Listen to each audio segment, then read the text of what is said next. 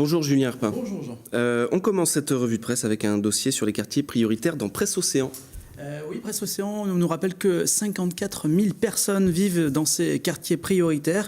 L'INSEE a consacré une étude à ces quartiers et c'est avec cette étude que Presse Océan sort ce dossier aujourd'hui. On parle évidemment de chiffres. Par exemple, ce chiffre un peu alarmant, le taux de pauvreté de 57,7% du côté du sillon de Bretagne. Mais au-delà des chiffres, ces quartiers prioritaires, ce sont aussi des mots.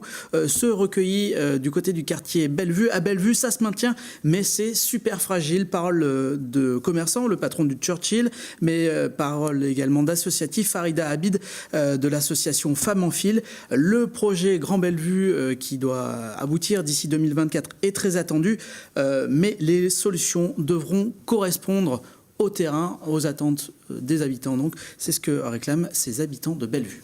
Et on continue avec l'hebdo Sèvres-et-Maine. Oui, l'hebdo de Sèvres-et-Maine qui nous emmène du côté de Saint-Julien-de-Concelles et plus précisément du côté de la Divate. Alors la Divate, vous connaissez sans doute, Jean, c'est cette route qui court le long de la Loire.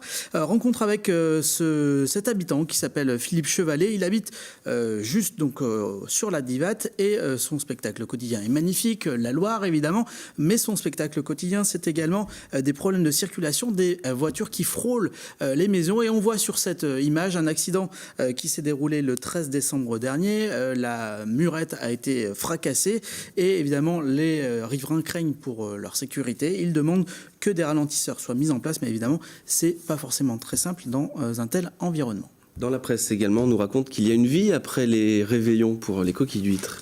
Oui, et ça se passe du côté, je vais retrouver cette info, ça se passe du côté, donc ça c'est une autre info, du Loroux-Bottereau, par ici les coquillages. Une benne a été mise en place pour collecter les coquilles d'huîtres, de coquilles Saint-Jacques, les bulots qui ont été dévorés durant les fêtes et elle connaît un beau succès puisque 1,5 à 2 tonnes de coquilles tout de même sont collectées. Et pourquoi faire, me direz-vous? Eh bien pour faire des aliments pour les volailles, mais également pour fabriquer des sols, des routes par exemple. On a jusqu'au 15 janvier du côté du Loroux-Bottereau pour déposer ces coquilles. Et sachez que surtout, il ne faut pas mettre ni citron, ni rince-doigt dans la benne parce que du coup, si on fait ça, ça ne marche pas. Dernier petit mot du côté de 20 minutes où on annonce que Royal Deluxe sera de retour en 2017. Ça n'a rien à voir, mais je voulais le dire rapidement. Voilà. Merci Julien.